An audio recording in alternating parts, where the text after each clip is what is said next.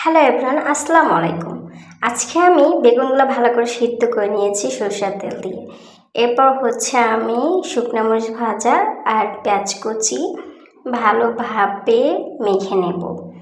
এরপর আমাদের খাঁটি সরষের তেল, এটাকে আমি ভালোভাবে মিশিয়ে নিয়ে ভালোভাবে মাখাবো। মাখানোর পর আমি এটার ভিতরে খাঁটি সরষের তেলটা দিয়ে দিব। তেল দেওয়া শেষ হলে এটাকে আমি ভালোভাবে মিক্সড করে নিয়ে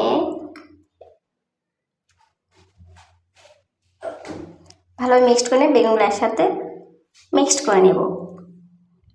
এরপর এই ভর্তাগুলো দিয়ে আমি আজকে লাল চালের ভাত রান্না করেছি, সাথে শুটকি ভর্তা, শাক ভাজি।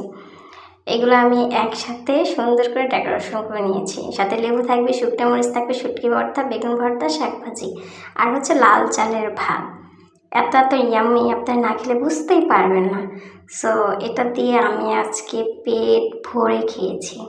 এত টেস্টেড ছিল গাইস, আপনারা এটা না খেলে কীভাবে বুঝবেন? কিছুতেই বুঝতে পারবেন না। এটা আপনি খেলেই বুঝতে পারবেন যে এটা টেস্ট, এটা কত। সাথে লাল চালের ভাত, ওয়াও ইয়াম্মি। সবাই এভাবে একবার হলেও খেয়ে নেবেন বাসায়। আজকে ব্লগ ভিডিও এই পর্যন্তই। আজকে বাই বাই, টাটা, আসসালামু আলাইকুম।